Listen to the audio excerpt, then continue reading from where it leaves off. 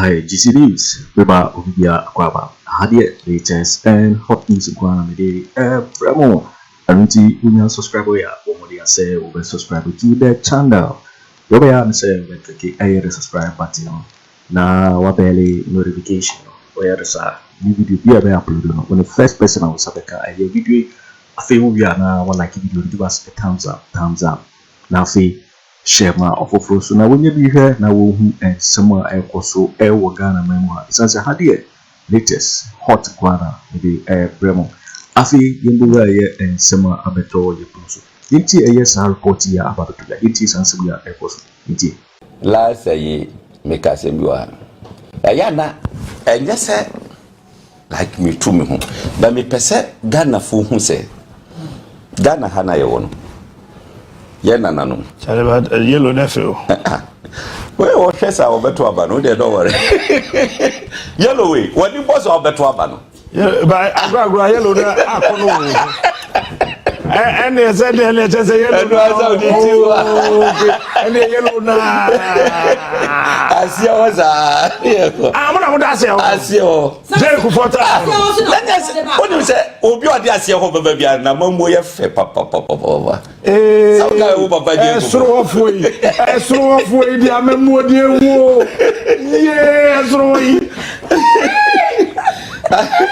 asia ho amamre amammo fe papa mama wani ni ye o kati ye na me kan se men ka enfantu me ho na ya na me pese amanfo hu bibi so se Ghana sasi hano ye na nanu modia omu na ekura John Wesley Obagana yeben that time ye na nanu mukura sasi na bibia ekoso Nyankopon ne ye ekasa enye kasa a meton woti ho na o kana ho se na o brage wo yese enye problem me maybe a metro challenge wo de fa ba bi boko kasa kwa wo brage do mi ko ye ni sei e ho na obehu senior you see my level, you see your level.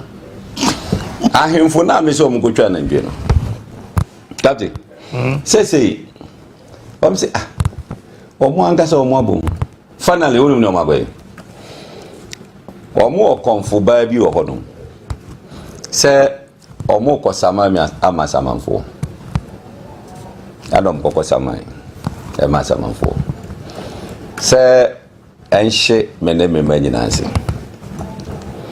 omo wie ya pe anade ne trigger na me pesa mo chia se emfa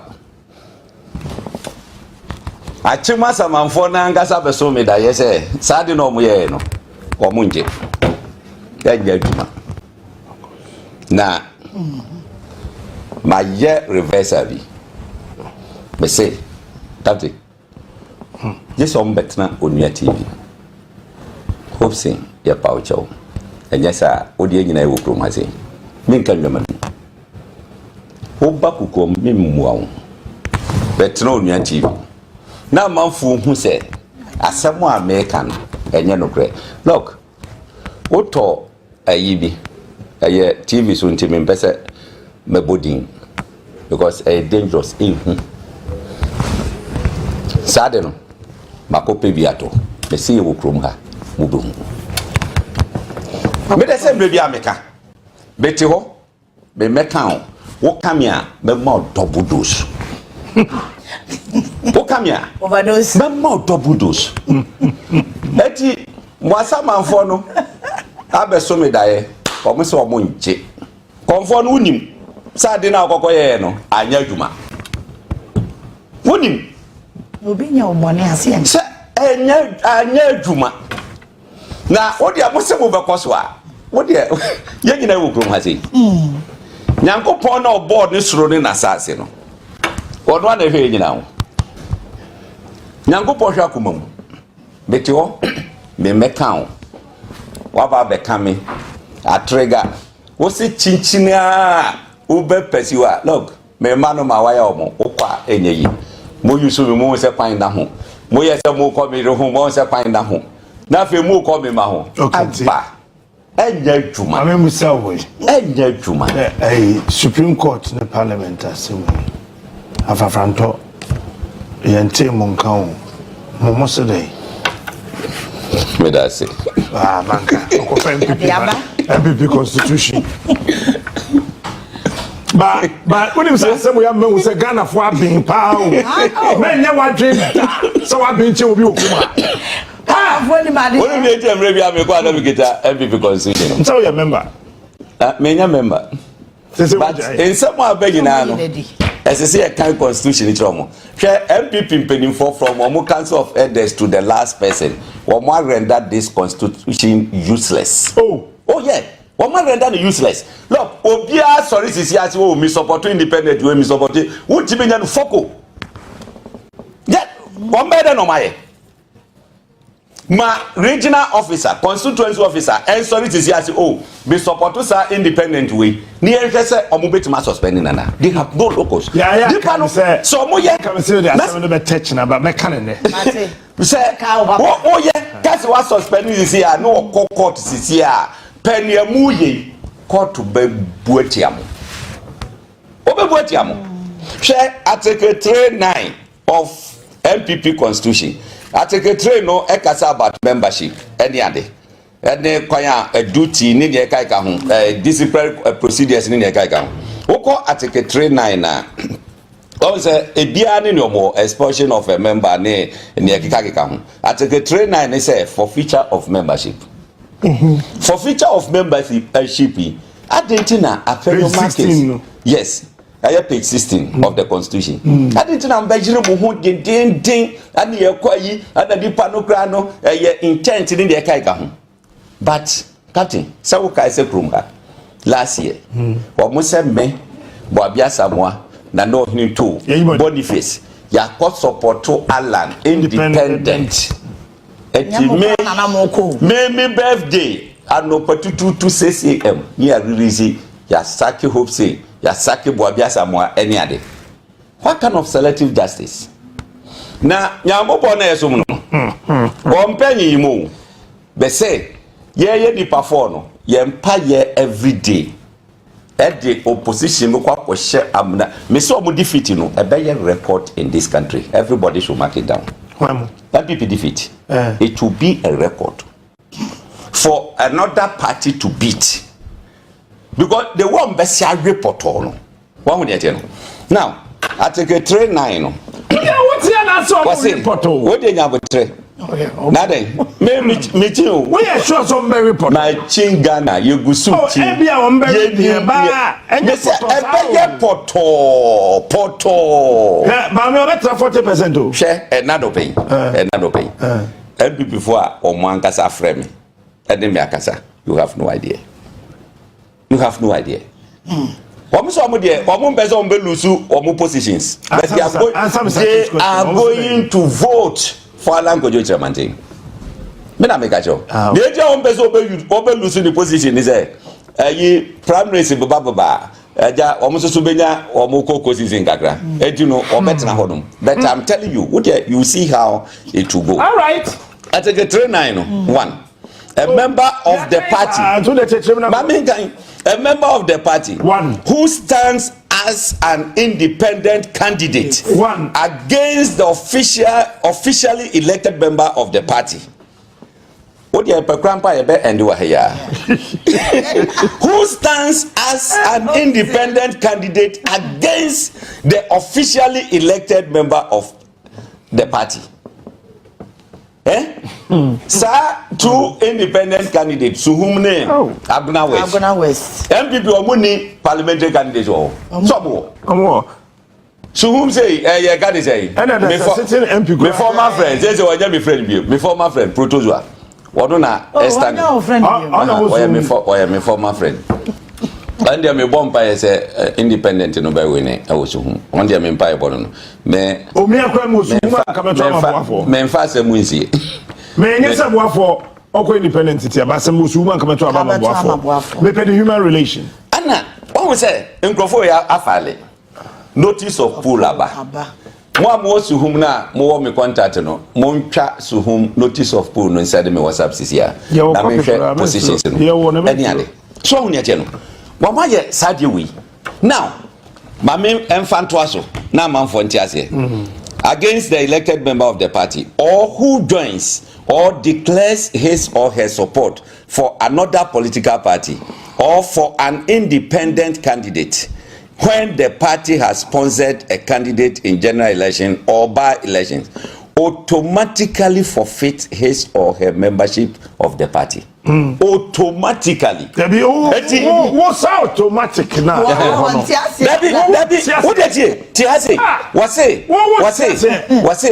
Who support another political party or for an independent candidate? One now your member now was support to Kekeno. You say, Owusu membership. Now, what Kwaku Annan? I don't know the campus to face. But it is Obia Kwaku Annan. I didn't know MPP bet my young people. You must say, what do you what declare intention? Brofuna woman won't just say. Won't just say. Automatically forfeit. And yet, the moment you hear natural Supreme Court, the member interpretation. Oh, that be a challenge on 1 5 maybe an uncle Supreme Court. Supreme Court. Captain, I don't know 1 5 minute why be Boniface in what challenge? What challenge? Should I need to challenge? One more speaker here, you know. One more we are affected, you know. How much challenge? What is the business of majority leaders? You can say now minority leader. That I'm not a majority leader. What is your business? What is your business? Automatically forfeit membership. Supreme Court say. You see, when the Sokromodum, the when they gather and they congregate, and you see, when the MP is approbating and reprobating, it becomes double jeopardy. And by extension, it cannot represent the mere black and white here. That says automatically forfeits. It is not like that. Oh yeah,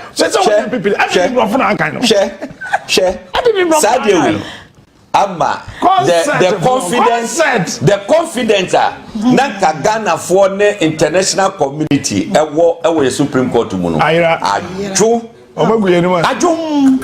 what there look at the composition look me say there should be a law na yen couple I mean and say Ebroten you got 9 members Supreme Court it's okay they can work 3 5 7 and 9. What you say? No, you understand, sir. Dan say, me no work say. What your number? Omo ye be 16 and now 18. Still I assign nomination. Pending. Say ye be kwa convert omo. Amo masa kwa ka ho. Na eno na say okosa buku emu a, omo say for the next 20 years no, they should hold Supreme Court. For the next, it's in this book.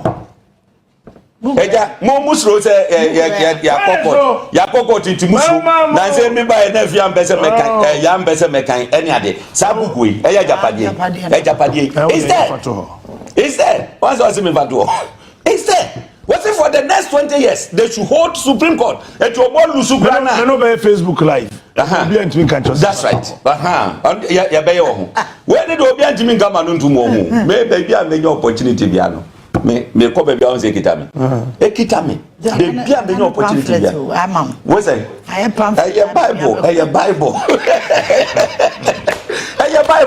et you never go hold mo beti maka actual page without opening it but oka na se book no nkita obi be fi se wo bo tim et e se me kra book no ma sheda I go through ma time ma study ma analyze the ye bibia wo mu bia no love me say Ghana for to end this I say ubetima kwakoto aba ama MPP lusu this election womu lusu pe this Agyapong 10 cut off ya cutting off companies no mo sha kwaye no nyina ye bechi omu nyina ne aprobu omo ubohu so obu nyina efu Agyapong bubu emu ye kwaye na ye se akoye airline say obi betima kwakotu gold ewo inside no ye chi omu ne aprobu omo obohu so omu nyina Agyapong descendants. Okay, mami musa we do me say yan kai me ba mami musa sem we. Ya wasa men kai wona na wo bi say. Me pese me hu say. MPP MPC ben ni NDC MPC bi ye meeting na um catch am say mo ya che mo mpa mo nkrofo yi na ye nkrofo ye ntumi an debate ya de omo de abai na Ghana ho anche na mo. Me busa question o. MP before the bisa questions near me beside any biom. See me me say MPP MPC baby. And omudi omon komo oko parliament who say NDC MPCB. We are members of the finance committee. I think we breaking it down. Okay. Ejina baby bo mun komo a. Omo tu omo su kwajina ho so omo no mudi nkomo no ka twesenti. Mo hwe ye nkrofo yi. Mo mo asay energy sector ya boga na to anso mako. Ti mun ti nya ho he. Na ye number no e reduce. Say the be ya. Mo we take over. But MPs be ya. Asante region for 2 from Asante region. Eastern region 2. Western region back. Num from the New Patriotic Party. Majority leader Onim. Onim.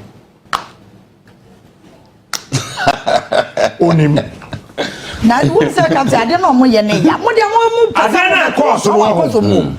Hey, mo bo na ne. Or a smart man. On you. Okay. Once we are dealing with that. Sanatia. Who work what say? When you're lawyer. Me a lawyer. Who you senior? Work what say by me a senior. To me a munchim. You didn't know. Man can be a more donation. NPP MPC then round radio stations and boss no. Now when the movie and I mean bisa question. And I'm made my own, Mr. Bedroom. Oh, hey, quite smart one me. Hey, let's say I tried it. I just was up. I would have yesterday.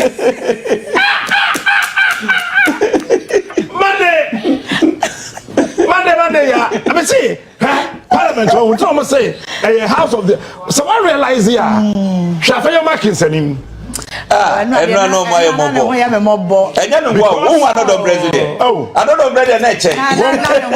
One more support no from the experienced brains now we feel. Chairman Sabus, why you are not the baby could have been. Chairman Sabus, no radio station, Miss Wall. Oh, it's not Yakra.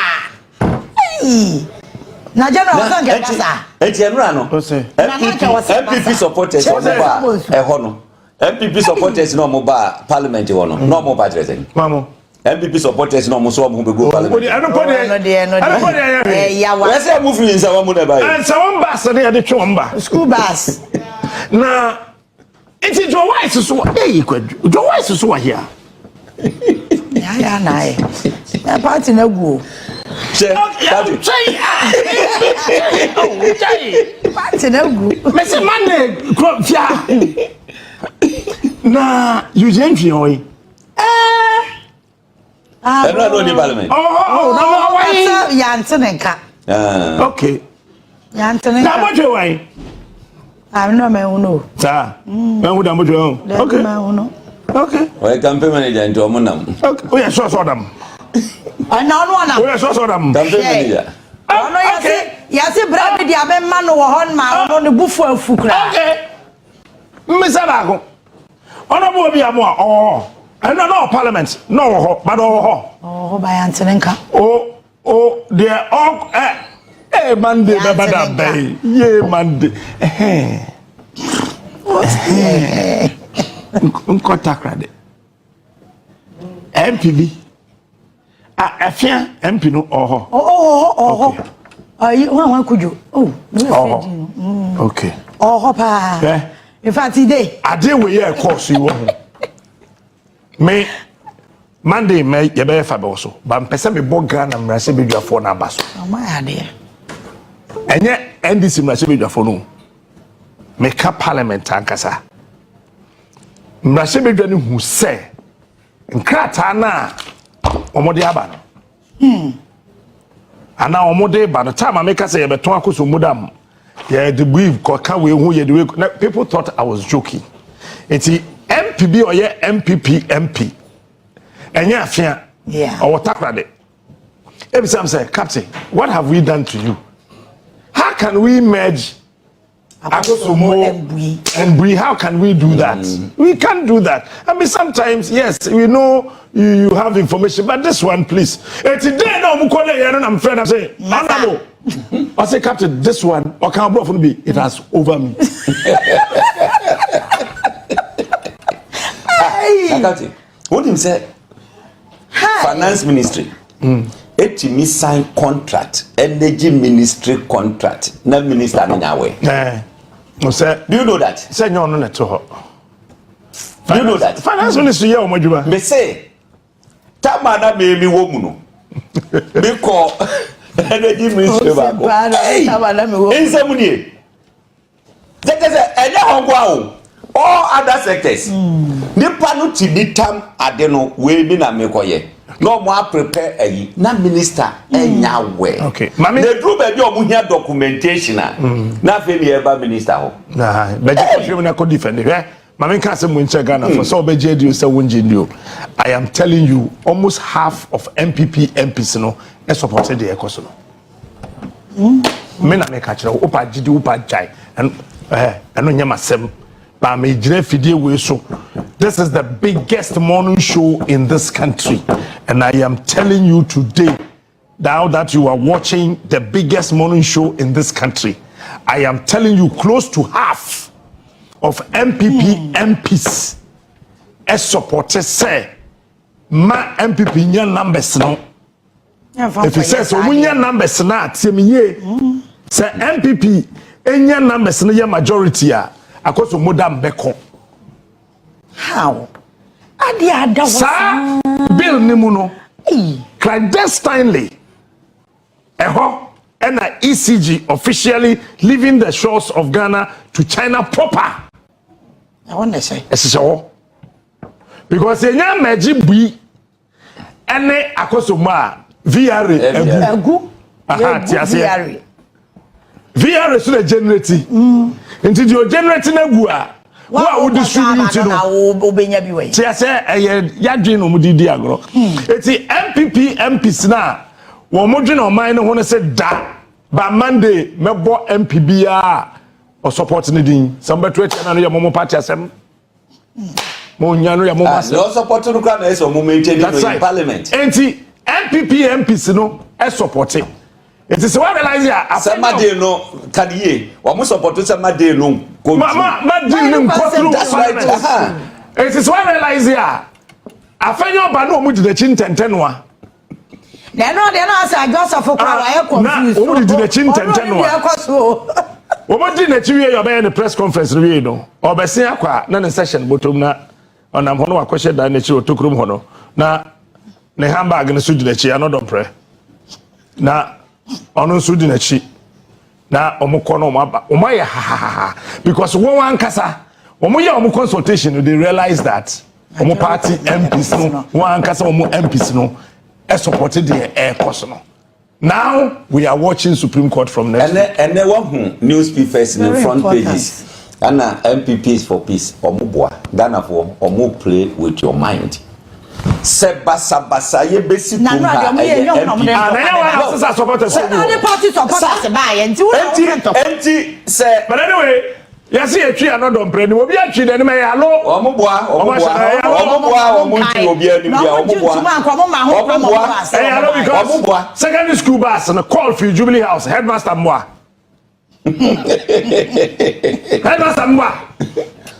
na school bus yankura de ya de we na mo go se o mo mra na omo ye ananka NDC for so the supporters ko ho just imagine na samyama we e koso nyina no look respectfully peace council respectfully ma montna se enkase e kosensan ya yinko a na si hwana sadi we except peace council timi babo atimi ekwanda look by attention maybe no mu refi yeah Hopeson ma men council maybe no mu refi member bubo show be edima TV ne ntenko na bubo group me time wo Ghana hapa ye peace ade bi na mo peace council no me hu wo mo so mfa so oh boy na